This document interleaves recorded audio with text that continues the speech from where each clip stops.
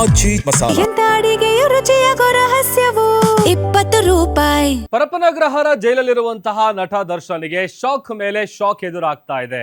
ಕೋರ್ಟ್ಗೆ ಖುದ್ದು ಹಾಜರಾಗಿ ಏನೊಂದು ಅರ್ಜಿಯನ್ನ ಸಲ್ಲಿಸಿದ್ರು.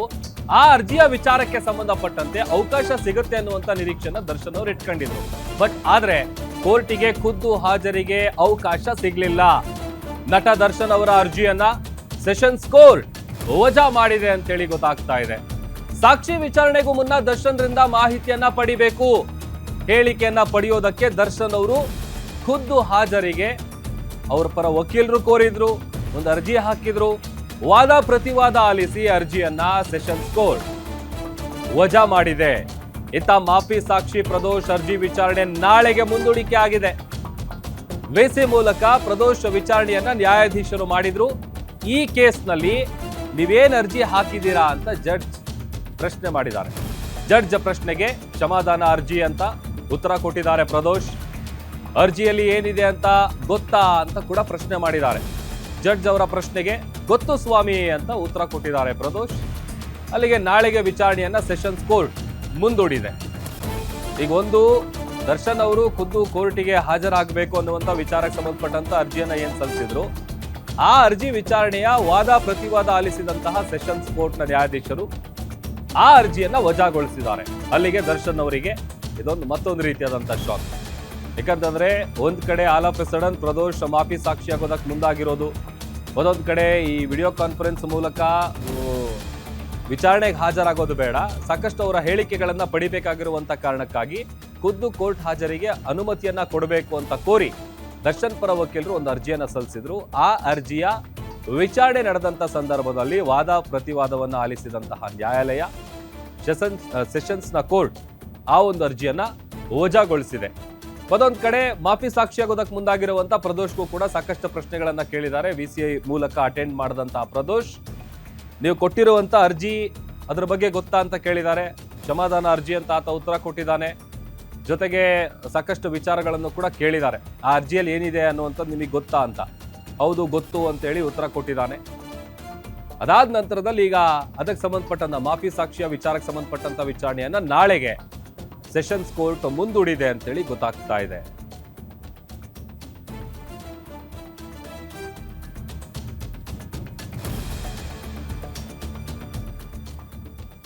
ಒಂದು ಕಡೆ ದರ್ಶನ್ ಅವರಿಗೆ ಸಾಕಷ್ಟು ಟೆನ್ಷನ್. ಅದರಲ್ಲೂ ಕೂಡ ಈ ಅರ್ಜಿ ಹಾಕಿದ್ರಲ್ಲ, ಅರ್ಜಿಯ ವಿಚಾರಕ್ಕೆ ಸಂಬಂಧಪಟ್ಟಂತೆ ಅನುಮತಿ ಸಿಗುತ್ತೆ ಅನ್ನುವಂಥ ನಿಟ್ಟಿನಲ್ಲಿ ಪದೇ ಪದೇ ಕೋರ್ಟಿಗೆ ಸಾಕಷ್ಟು ವಿಚಾರಗಳಿಗೆ ಸಂಬಂಧಪಟ್ಟಂತೆ ಅರ್ಜಿ ಹಾಕಿದಂಥ ಸಂದರ್ಭದಲ್ಲಿ ಎಲ್ಲದರಲ್ಲೂ ಕೂಡ ದರ್ಶನ್ ಅವರಿಗೆ ಹಿನ್ನಡೆ ಆಗ್ತಾ ಇರೋದು.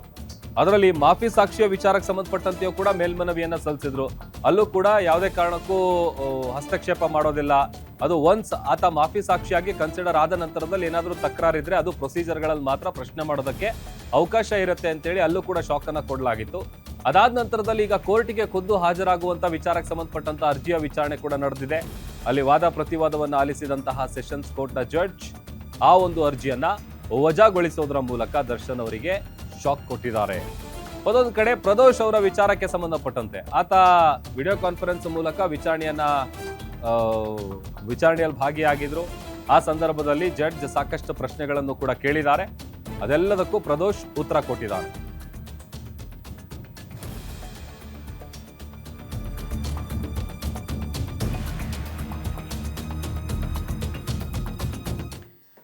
ಮತ್ತಷ್ಟು ಡೀಟೇಲ್ಸ್ ಕೊಡ್ತಾರೆ ನಮ್ಮ crime bureau head SK. Manjunath ದೂರವಾಣಿ ಸಂಪರ್ಕದಲ್ಲಿ ಜಾಯ್ನ್ ಆಗಿದ್ದಾರೆ. ಮಂಜುನಾಥ್, ಕೋರ್ಟಿಗೆ ಖುದ್ದು ಹಾಜರಿ ವಿಚಾರಕ್ಕೆ ಸಂಬಂಧಪಟ್ಟಂತೆ ಸಲ್ಲಿಸಿದಂತ ಅರ್ಜಿ ವಜಾ ಆಗಿದೆ. ಮತ್ತೊಂದ್ ಕಡೆ ಮಾಫಿ ಸಾಕ್ಷಿ ವಿಚಾರಕ್ಕೆ ಸಂಬಂಧಪಟ್ಟಂತೆ ಕೂಡ ನಾಳೆ ವಿಚಾರಣೆ ಮುಂದೂಡಿಕೆ ಆಗಿದೆ ಅಂತ ಹೇಳಿ ಗೊತ್ತಾಗ್ತಾ ಇದೆ. ಏನಿದೆ ಡೀಟೇಲ್ಸ್, ಏನೆಲ್ಲ ನಡೀತು? ಪ್ರಭು, ಏನು ರೇಣುಕಾಸ್ವಾಮಿ ಕೊಲೆ ಪ್ರಕರಣಕ್ಕೆ ಸಂಬಂಧಪಟ್ಟಂತೆ ದರ್ಶನ್ ಒಂದು ಅರ್ಜಿಯನ್ನ ಸಲ್ಲಿಸಿದ್ರು. ಅದು ಖುದ್ದು ನಮ್ಮನ್ನ ಕೋರ್ಟ್ಗೆ ಹಾಜರುಪಡಿಸಬೇಕು ಅಂತಕ್ಕಂತ ಒಂದು ಮನವಿಯನ್ನ ಮಾಡಿದ್ರು. ಅರ್ಜಿ ವಿಚಾರಣೆಯನ್ನ ನಡೆಸಿ ಒಂದು ಆದೇಶವನ್ನ ಕಾಯ್ದಿರಿಸಿದಂತ ನ್ಯಾಯಾಲಯ ದರ್ಶನ್ ಸಲ್ಲಿಕೆ ಮಾಡಿದಂತ ಅರ್ಜಿಯನ್ನ ವಜಾ ಮಾಡಲಾಗಿದೆ. ಭಾರತದಲ್ಲಿ ಅಥವಾ ಕೋರ್ಟ್ ನಲ್ಲಿ ನಾವು ಟೆಕ್ನಾಲಜಿಯನ್ನ ತುಂಬಾ ಮುಂದೆ ಇದ್ದೇವೆ. ಆ ಹಿನ್ನೆಲೆಯಲ್ಲಿ ಏನು ಪ್ರಾಸಿಕ್ಯೂಷನ್ ಪರವಾಗಿ ವಾದ ಮಂಡಿಸಿದಂತ SPP ಅವರ ವಾದವನ್ನ ಪುರಸ್ಕರಿಸಿ ಅವರ ಒಂದು ದರ್ಶನ್ ಸಲ್ಲಿಸಿದಂತ ಅರ್ಜಿಯನ್ನ ವಜಾ ಮಾಡಲಾಗಿದೆ. ಖುದ್ದಾಗಿ ಅವರನ್ನ ಕೋರ್ಟ್ಗೆ ಹಾಜರುಪಡಿಸುವಂತ ಅವಶ್ಯಕತೆ ಇಲ್ಲ. ಅವರನ್ನ ನೇರವಾಗಿ VC ಮುಖಾಂತರ ಕೋರ್ಟಿಂದ ಹಾಜರುಪಡಿಸಬಹುದು. ಅದಕ್ಕೆ ಬೇಕಾದಂತ ವ್ಯವಸ್ಥೆಗಳನ್ನ ಕೈಗೊಳ್ಳಿ ಅಂತಕ್ಕಂತ ಸೂಚನೆಯನ್ನ ಕೋರ್ಟ್ ರಿಜಿಸ್ಟ್ರಾರ್ಗೆ ಸೂಚನೆಯನ್ನ ಕೊಟ್ಟಿದ್ದಾರೆ. ಇಲ್ಲಿ ವಾದ ಮತ್ತೆ ಪ್ರತಿವಾದ ಮಾಡತಕ್ಕಂಥ ಸಂದರ್ಭದಲ್ಲಿ ಅವರ ಪರ ವಕೀಲರು ಒಂದು ಆಕ್ಷೇಪವನ್ನು ವ್ಯಕ್ತಪಡಿಸಿದ್ರು. ವಿ.ಸಿ ಮುಖಾಂತರ ನಮ್ಮ ಕಕ್ಷಿದಾರನ ಹಾಜರುಪಡಿಸಿದಂತ ಸಂದರ್ಭದಲ್ಲಿ ಆಡಿಯೋ ವಿಡಿಯೋ ಸಮಸ್ಯೆ ಎದುರಾಗುತ್ತೆ. ಈ ಒಂದು ಪ್ರಕರಣಕ್ಕೆ ಸಂಬಂಧಪಟ್ಟಂತೆ ನ್ಯಾಯಯುತವಾದ ಮತ್ತೆ ಪಾರದರ್ಶಕವಾದಂತಹ ವಾದವನ್ನ ಮಂಡಿಸೋದಕ್ಕೆ ಆಗೋದಿಲ್ಲ ಅಂತಕ್ಕಂಥ ಒಂದು ವಾದವನ್ನ ಮಂಡಿಸಿದ್ರು. ಆದ್ರೆ ಇಲ್ಲಿ ಟೆಕ್ನಾಲಜಿನ ಬಳಸ್ಕೊಂಡು ಅವರಿಗೆ ಆಡಿಯೋ ಮತ್ತೆ ವಿಡಿಯೋ ಯಾವುದೇ ಸಮಸ್ಯೆ ಆಗದಂತೆ ಕ್ರಮ ಕೈಗೊಳ್ಳಿ ಅಂತಕ್ಕಂಥ ಒಂದು ಸೂಚನೆಯನ್ನ ಸಹ ಕೊಟ್ಟಿದ್ದಾರೆ. ಮತ್ತೊಂದು ಕಡೆ ಮಾಫಿ ಸಾಕ್ಷಿಗೆ ಸಂಬಂಧಪಟ್ಟಂತೆ ನಾಳೆಗೆ ಏನು ಪ್ರದೋಷ ಸ್ಟೇಟ್ಮೆಂಟ್ ಅನ್ನ ತೆಗೆದುಕೊಳ್ತೀವಿ ಅಂತಕ್ಕಂಥ ಒಂದು ಮುಂದೂಡಿಕೆ ಮಾಡಲಾಗಿತ್ತು. ಅದಕ್ಕೆ ಸಂಬಂಧಪಟ್ಟಂತೆ ಇವತ್ತು ವಾದ ನಡೆಯಿತು. ಆ ಸಂದರ್ಭದಲ್ಲಿ ವಾದ ಪ್ರತಿವಾದವನ್ನು ಆಲಿಸಿದಂತ ಸಂದರ್ಭದಲ್ಲಿ ಇಲ್ಲಿ ಪ್ರದೋಷ್ ಪರ ವಕೀಲರಾದಂತ ದಿವಾಕರ್ ಅವರು ವಾದವನ್ನ ಮಂಡಿಸಿರು. ನಮ್ಮ ಅರ್ಜಿಗೆ ಕಕ್ಷದಾರ ಅರ್ಜಿಯನ್ನ ಪರಿಗಣಿಸಬೇಕು, ಬೇಗ ಒಂದು ತೀರ್ಪನ್ನ ನೀಡಬೇಕು ಅಂತಕ್ಕಂಥದ್ದು. ಮತ್ತೊಂದು ಕಡೆ ಪ್ರಾಸಿಕ್ಯೂಷನ್ ಪರ SPP ಅವರು ಸಹ ವಾದವನ್ನ ಮಂಡಿಸಿದ್ದಾರೆ.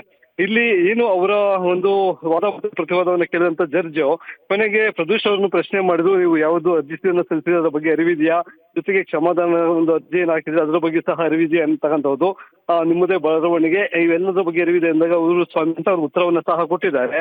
ಈಗ ಏನು ನಾಳಿನ ಪ್ರಕ್ರಿಯೆ ಪ್ರದೋಷ್ ಅವರನ್ನ ಹೇಳಿಕೆಯನ್ನ ತೆಗೆದುಕೊಳ್ಬೇಕು. ಆ ಹೇಳಿಕೆ ಆಧಾರದ ಮೇಲೆ ಮುಂದೆ ಪ್ರದೋಷ್ ಈ ಪ್ರಕರಣಕ್ಕೆ ಸಂಬಂಧಪಟ್ಟಂತೆ ಹೇಳ್ತಿರೋದೆಲ್ಲ ಸತ್ಯವಾ ಅಥವಾ ಸುಳ್ಳು ಅನ್ನೋದ್ರ ಬಗ್ಗೆ ಮುಂದಿನ ದಿನಗಳಲ್ಲಿ ಅದನ್ನ ಒಂದು ಒಪಿನಿಯನ್ ಪ್ರಾಸಿಕ್ಯೂಷನ್ ಕೊಡ್ಬೇಕಾಗುತ್ತೆ. ಯಾಕೆಂದ್ರೆ ಈಗಾಗಲೇ ಚಾರ್ಜ್ ಶೀಟ್ ನಲ್ಲಿ ಸಲ್ಲಿಕೆ ಮಾಡಿರ್ತಕ್ಕಂಥ ಸಾಕ್ಷಿಗಳಿರ್ಬೋದು, ಜೊತೆಗೆ ತನಿಖಾಧಿಕಾರಿಗಳು ಕಲೆಕ್ಟ್ ಮಾಡಿರ್ತಕ್ಕಂಥ ಸಾಕ್ಷಿಗಳೆಲ್ಲವನ್ನು ಸಹ ಪರಿಶೀಲನೆ ಮಾಡಿ ಪ್ರದೀಶ್ ಏನು ಈ ಪ್ರಕರಣಕ್ಕೆ ಸಂಬಂಧಪಟ್ಟಂತೆ ಆತ ಏನನ್ನ ನೋಡಿದಾನೆ, ಪ್ರತ್ಯಕ್ಷವಾಗಿ ಏನನ್ನ ನೋಡಿದಾನೆ, ಕಂಡಿದ್ದಾನೆ, ಇವೆಲ್ಲವನ್ನ ಸಹ ನಾಳೆ ನ್ಯಾಯಾಧೀಶರ ಮುಂದೆ ಹಾಜರಾಗಿ ಒಂದು ಹೇಳಿಕೆಯನ್ನ ಸಹ ಕೊಡಬೇಕು. ಅದು ಇವತ್ತು ಆರೋಪಿಗಳನ್ನ ಖುದ್ದು ಕೋರ್ಟ್ಗೆ ಹಾಜರುಪಡಿಸುವಂತ ಅವಶ್ಯಕತೆ ಇಲ್ಲ, ವಿ.ಸಿ ಮುಖಾಂತರ ಹಾಜರುಪಡಿಸಬಹುದು ಅಂತ ಕೋರ್ಟ್ ಆದೇಶವನ್ನ ಕೊಟ್ಟಿದೆ. ಈಗ ಪ್ರದೋಷ್ ಇಲ್ಲಿ ಈಗ ಆರೋಪಿ ಸ್ಥಾನದಲ್ಲಿ ಇರ್ತಕ್ಕಂಥವ್ರು ನಾಳೆಯಿಂದ ಹೇಳಿಕೆ ಕೊಟ್ಟಂತ ಬಳಿಕ ಸಾಕ್ಷಿಯಾಗಿ ಪರಿಗಣನೆ ಆಗುತ್ತೆ.